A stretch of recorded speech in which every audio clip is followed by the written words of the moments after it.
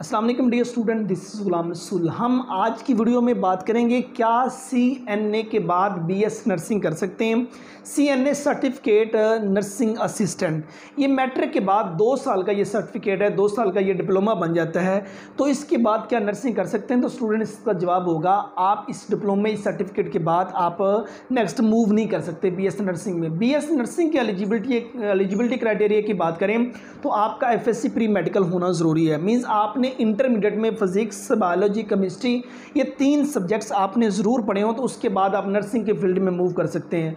और अगर नर्सिंग के दौरानिए की बात करें स्टूडेंट, ये 4 से 5 साल डिग्री प्रोग्राम आ जाता है, जिसमें तकरीबन 4 साल आपने स्टडी करनी होती है, तो 5वां साल आपका इंटर्नशिप का होता है। तो इसके मेरिट की बात करें तो गवर्नमेंट सेक्टर में 80% से लेकर 90% प्लस मेरिट रहता है। अब वो मेरिट इसलिए हाई रहता है, गवर्नमेंट सेक्टर में जब आप मूव करते हैं तो आपका जब एडमिशन हो जाता है तो आपको फ़ी पे नहीं करना पड़ती। ये वाहिद ऐसा डिग्री प्रोग्राम आ जाता है जिसमें आपको फ़ी पे नहीं करना पड़ती, उल्टा आपको गवर्नमेंट की तरफ से तकरीबन को 30,000 प्लस स्टाइपेंड मिलता है, वजीफ़ा मिलता है पर मंथ, और ये 5 साल आपको मुसलसल मिलता रहता है। सो गवर्नमेंट सेक्टर में इसका मेरिट ज़्यादा होता है। और प्राइवेट सेक्टर की बात करें तो प्राइवेट सेक्टर में मूव करने के लिए स्टूडेंट्स आपको जो से 60% तक नंबर चाहिए होते हैं, लेकिन प्राइवेट सेक्टर में आपको फ़ी पे करना पड़ेगी।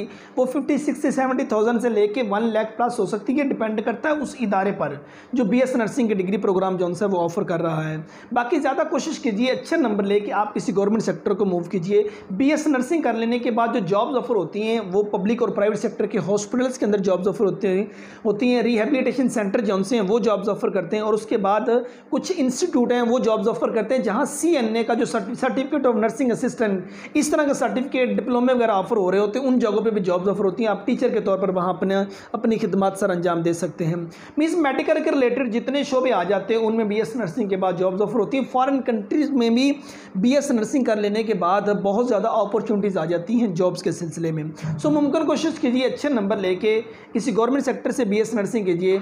नहीं हो पाता तो प्राइवेट सेक्टर में मूव करना चाहते हो तो प्राइवेट सेक्टर में आप मूव कर सकते हैं, लेकिन आप ये 2 साल जो डिप्लोमा ये सर्टिफिकेट आ जाता है इसके बाद नर्सिंग की फील्ड में जाना चाहें तो स्टूडेंट्स आप नहीं जा सकते हैं। बाकी BS नर्सिंग का करियर क्या है, स्कोप क्या, कौन कौन से इदारे ऑफर कर रहे हैं, वो ऑलरेडी मैंने इस चैनल पर वीडियो बना के अपलोड कर दी है।